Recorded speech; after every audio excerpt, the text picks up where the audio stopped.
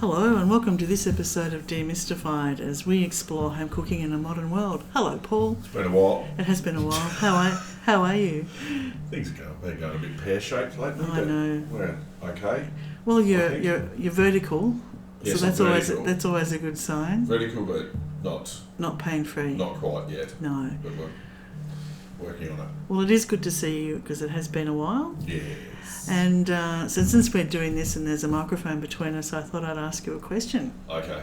This is always dangerous. Well, no, and I feel a little bit I'm not sure, but this question is really just about my interest in cooking hearty sort of meals at this time of the year, because in Australia here, and particularly in Melbourne here, it's really cold. Really cold. We've had a really unusually cold, although I know in other parts of the world, cold for them is like minus 40 with snow, and we don't have that. So I don't feel too good about really whinging too much. Yeah.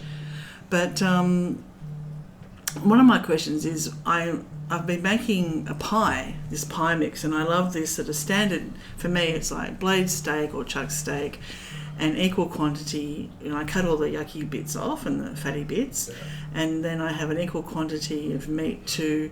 And my favourite sort of veggies for this are carrots, shallots, celery. Yeah. And then I just put in some beef stock and a bit of this and a bit of that. Pockets. And low temp, a couple of hours. Yeah. And normally then I whack some pastry or something on top to make it into a pie. Yep. And then I thought, well, trying to be a little bit healthier as we're approaching, sort of that age where we need to be a bit healthier. So then we were looking at alternatives. So we tried scrunching up some phyllo pastry on top, which looked effective. And I'll show you a photo of it later when I can drag my phone out of the drawer I've got it hiding in at the moment because it just keeps ringing. And but it's kind of feel like it's fiddly, and we just thought, no, next time we're just going to have it with mash, which then makes it not a pie, just makes it a casserole. So what are the differences between a pie mix and a casserole mix? Because to me, when I put the pastry on top, casserole's such an old school word. It is an old school word, but Not I just word. But I just love that sort of meaty heartiness that you get, and lots of veggies, and I love all that. I don't think there is a pie and a casserole as in of themselves are different, because a pie has some sort of pastry. Yes. Generally. That being said, cottage pie, shepherd's pie, is again a little bit different. So it has a lid or a topper on it, I would suggest, right? Whereas a casserole is an edible lid or a topper. Yes. Whereas a casserole, but they're both braises of sorts. So what's the difference between them? I would say a minimal amount, almost none. The core cooking method is like a slow braise. You use stock, you use liquids, you use wine, whatever, and you cook it slowly. So I don't think there is a mix. The funny thing is I was actually thinking about this the other day, because you're right, everyone gets into this mood, and it's sort of set by what's available as far as seasonality, especially with vegetables, right? So if you look at the fruit and veg markets now, there's a lot of root vegetables and all that sort of stuff starts to become a little bit more prominent like now. So there's lots of, I know you don't eat them, but there's lots of mushrooms around, beetroot, celeriac. I saw the most beautiful parsnips I've ever seen in my life the other day. I was talking to the guy at the market, and he was telling me about this grower. Unbelievable parsnips, like even raw, you just wanted to. Now, I've never seen a parsnip in a supermarket that is half shriveled and gross looking, and these were like thick, and they just, you wanted to cook them just from looking at them. It was extraordinary. I was like, holy dooly, I've never seen parsnips that good. It was noticeable. So you're starting to see that, and that kind of defines the way we cook. But I was thinking about this the other day, because I think we talked about this, about those warm, heartier types of foods. The funny thing is that you go to India, it can be 40 degrees, and they'll be eating curries. We tend to use braises and curries and things like that when it gets cooler. But in other parts of the world where a lot of these things originate, there's no time of year for them. Like beef bourguignon in France, they'll eat that in summer. I remember serving that on 40-degree days in Melbourne. People would come in and order it. So it's you know, you're sort of driven that way by the season a little bit, but yeah, across the world, we seem to embrace that a lot more. When it gets cold, we start making soups. Oh yeah, I've been doing that. Yeah, I've been doing that for a few soup in weeks. summer? Yeah, no, very rarely. Yeah, but Never, across in fact. the rest of the globe, Yeah. they do.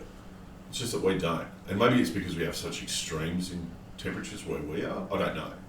But yeah, I just thought that was interesting. But to your question, the difference between a pie mix and a casserole mix. I mean, you could really sort of argue about how dense or thick, not dense the mix is or thick it is, how like a pie mix, because it's generally going sometimes The moisture in a content, smaller pastry case, so you might chop your ingredients up a little bit smaller, but it depends on the pie. Like it can be a big family size pie or a little individual one or whatever. So Yeah. but I think there's as far as the cooking method goes, there's almost no difference. None. No, Because you can make a pie, a pie can be anything inside it, right? that's right. Like it can be anything. Like if you want to use chuck steak and onion and celery and carrot, you know, like red wine and throw in some, I don't know, celeriac or whatever, like that's a pie. But it's also Wrapped in pastry, but it's also a really nice braise or casserole. yeah. I prefer the term braise. Casserole brings back the memories of like 1980s growing up. Remember those packets? Mum would say, sort of, I'd get home from school, what are we having for dinner? Or you could smell it when you walked in the door. What are we having for dinner? Oh, it's casserole. Like there was something, I don't know, there's something, it's a generational thing, but... But remember those packets you used to be able to buy, the savoury mix, you know, and there'd be these little sort of salt flavourings, and then these little tiny dried up pieces of carrot and some other forms of vegetable that would sort of slowly reconstitute in the casserole.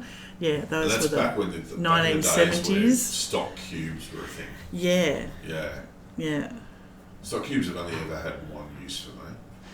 And that was back when I was going to school and you'd eat them raw to make yourself sick so you didn't have to go to school. Oh. Well, see, I differ with you on that. I actually don't mind stock cubes sometimes that's one thing I've never been able to figure out. I always think it gives a preservative taste to food. Okay. Like I don't know, maybe it's just me, but you taste the preservative. I don't know. I've never, I think I've very rarely seen someone use a stock cube to make stock. And this is going way back, right, when I was growing up, right? So I'm probably just referring to my mum.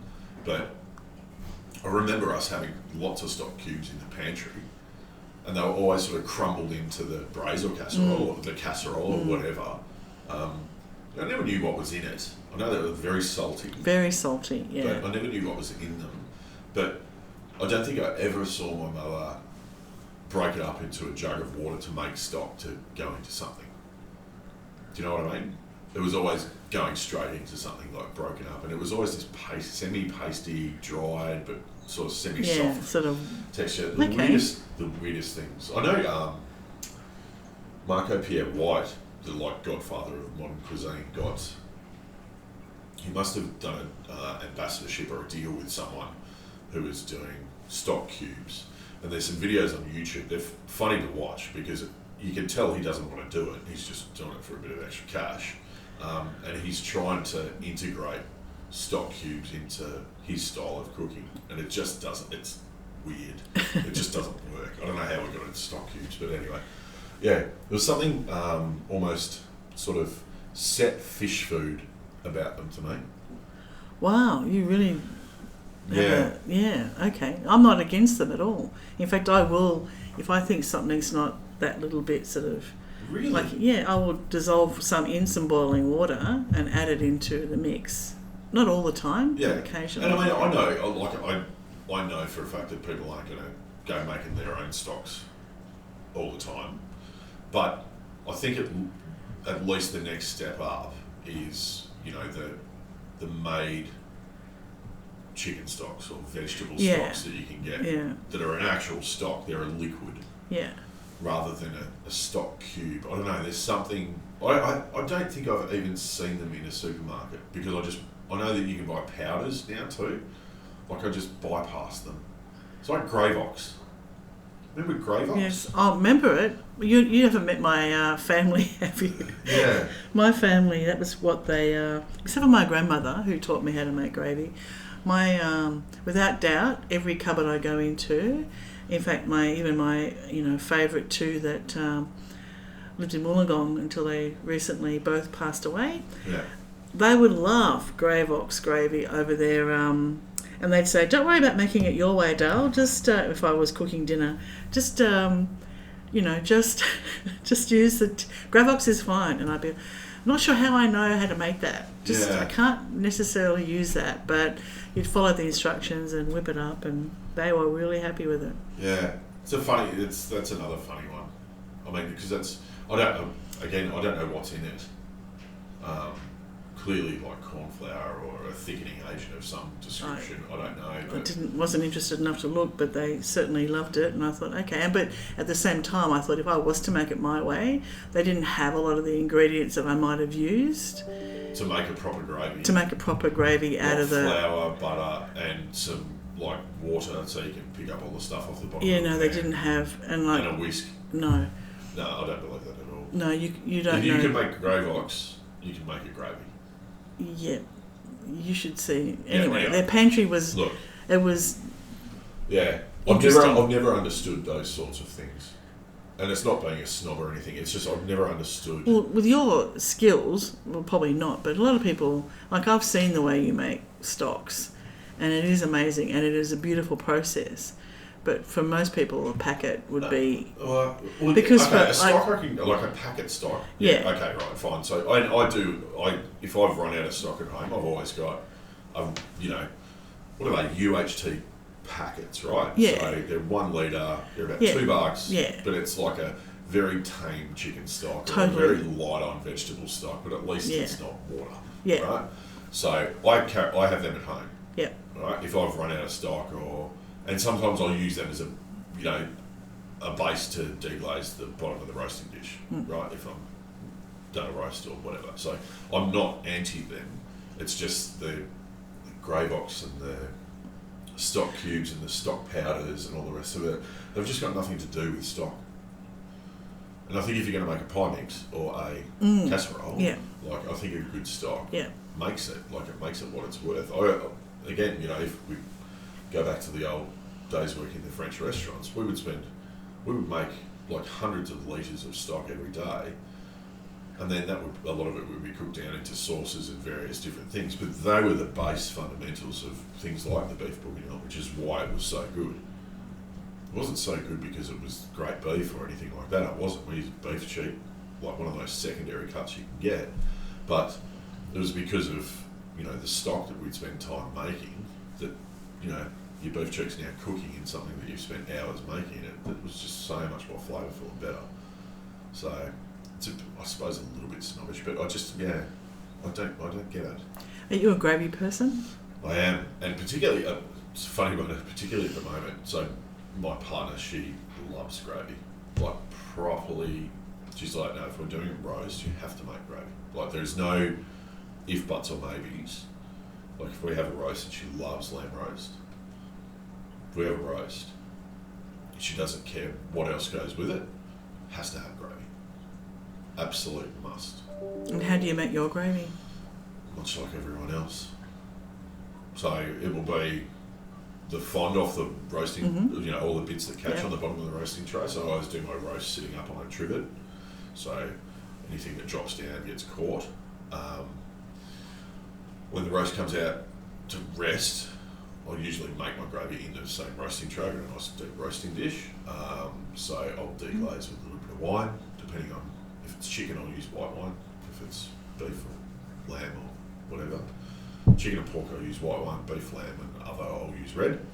And I'll I'll just deglaze the bottom of the pan. I'll tip the fat off first, deglaze the bottom of the pan, get all those nice bits of stuff off the bottom, then add stock, whether it's packet or not, doesn't matter, but certainly not cubes.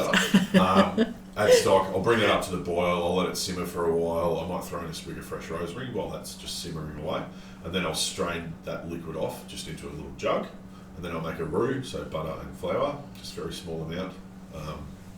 In the same pan? No. So I'll do this in a saucepan now. Yeah. So, because what I've also done at the same time is help clean that roasting dish. So it's much easier to clean later on. So I've poured all that off, set the roasting dish aside. So I've got essentially what is the base of a gravy. It's not thickened yet. And then I'll make a roux and slowly add that in, and it's essentially like making any roux-based sauce, like a bechamel sauce or a white sauce, just whisk it in bit by bit. And then if I think it needs a bit of a kick up the bum, I might add a sprig of fresh herb at the end, so thyme or rosemary, something hard. Okay. Just to give it a little bit of zing. Always check the seasoning, always, like super, super important. And then I usually make them reasonably thin and then prefer to cook them down until they get to like just that, where they cover the back of the spoon. So a little bit sort of viscous and tacky, but not uber thick. Okay. Yeah, and speaking of which, like, and I don't often do this, but I was here on the weekend doing some stuff. I actually, for the first time in a while, just thought, I want to just have a wander around the market and think of what's good. And I was over there with our mate Joel, and I was showing him where to go and buy his chickens, and we were talking about roasting chickens and brining and all this sort of stuff. And for some reason, it just washed over me that I wanted a pork belly roast. So I was like, right, and now you know how I have done pork belly. Yes. There's a million ways I've done it before. Yes. Okay, I could hang out here all day and do it in the steam oven. But I was also thinking, well, I've got a bit of time. I want to go home and watch the footy, and I want to do, I'm not super mobile at the moment, so I'm kind of limited with what I can do. So I just grabbed this big hunk of pork belly, and I thought this is an interesting one for anyone listening. So I took the pork belly home, and rather than score the skin, I got my carving fork, and I stabbed the skin like 500 million times. So lots of little holes in the surface of the skin. Lots and lots of little holes. I put that on my trivet, which went on my roasting dish, and put some salt on it. No oil, no nothing, just some kosher salt on the skin. And I set the oven, just a standard oven, to 120 degrees Celsius, and I roasted it like that for 6 hours. 120, 6 hours. For 6 hours. So it went on at 1 o'clock, and then at 7 o'clock, when I had everything else, so I had roast potatoes and all the other palaver with it, and yes, I did make a gravy with it. So when I was about ready, all I did was, and I very rarely do this, but I was thinking about, someone was asking me about grills the other day and grilling food in an oven and all the rest of it. I thought, I better, just brush up on my, see what you can do with the grill. And I thought, here's what I'm going to try. So I turned my grill down to pretty low, but I had the pork belly pretty close to the top, to where the grill elements are. So I put it on low, and I put the pork belly directly under the grill. So because it's been roasted at low temperature, right, nothing's really happened to the surface of the skin. It's actually just dried out a bit. Anyway, and because that low temperature roasting helped me render a lot of the fat out, and it was super succulent, like different texture to doing it steam ways. We've done roasting combi steam, we've steamed it and then pan fried it. We've done a lot of different ways, but totally different texture, but certainly a lot of fat rendered out of it. And that last bit of grilling under there, the skin was epically good. I'll show you. I think I took a video of it. I'll show you a video later. But an interesting one for people, if they have a bit of time, and it literally was just stab it, throw it in the oven, 120 degrees. You could probably do it for about 4 hours, cover it, and then just very briefly under the grill. And you don't want your grill high, because you just want that radiant heat coming down on top, and it just ballooned up, like it almost doubled in volume the skin, and it was one of the crispiest pork bellies I've ever done. Wow, Just a because different technique. last time I tried that, I think you and I talked about it, and it burnt to a cinder because I had it up too high. Well, you see, this is it, and everyone does that with the grill, so that's one of the things. Yeah. Everyone's got a lot of people these days, and a lot of ovens and combi steam ovens, they have grills in them, and it's one of those things, and it's much like all temperature-based cooking. Everyone goes to the high grill setting. No one really thinks about those lower grill settings, and they're there, they're usable. So why not find a use for them? That's what exactly what I was looking for. I was like, okay, so if I put this under the grill for a longer period of time, rather than shock it with like some super intense radiant heat, a longer period of time, just where the heat isn't as intense, what result am I going to get? So, and that was it. And jeez, it was good. Really? Excellent. Yeah, it was really good. And it was even still, this is how crispy it was, even the next day, when I cut some up to go in a sandwich, the skin was still crisp, and that's after it had been in the fridge overnight. Wow. Now you know you've got crispy pork skin, Wow. and it's still crisp the next day after it's been in the fridge. Wrapped in cling Okay, wrap that's a or good whatever. tip. Yeah. Anyway, so went off on tangent again about your casserole pie thing, but anyway, yeah. Well, one of my favourite ones when I'm out is porchetta. Oh yeah. Trying to, So, but you can do that in a similar vein. Yeah. Yeah, similar way. But yeah, It's a roll then. Yeah, that slow cooked pork belly over a long period of time.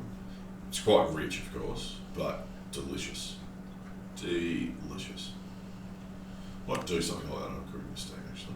Well, I think if Dougie listens to this, which sometimes he does, he'll be asking for one because It's what we're calling him now. After all these, seriously, we are so close to hitting for the print on demand book, and we've checked this book I don't know how many times, all of us, and Dougie goes through it and pulls out on every single page. Yeah. I'm like, oh, okay. So back to the drawing board tonight. Yeah. Lovely. Well, thank you, and it's good to see you, and thank you for sharing that. And don't know what we shared, but well, thank you. And another tip on roast pork. Yeah. Isn't it amazing how many ways you can cook roast pork? Give that a go. If you've got some time, and that's literally chuck it in and walk away. You don't have to. And it would have smelled great. Yeah, well, it was a long period of time. Yeah, no, but that would have smelled really nice in the house. Watching the footy, and your team did pretty well on the weekend. Very nice result, actually. Yes, surprising result given. If you're a true believer. Oh please, we all believe in our team until they suck. Yes. All right. Well, thank you for that. Good to see you, Paul. Take care. Bye. Bye, everybody. Happy cooking. Thanks for listening to this podcast as we explore home cooking in a modern world. We'd love you to subscribe, and for more information, please go to our website, cookingwithsteam.com.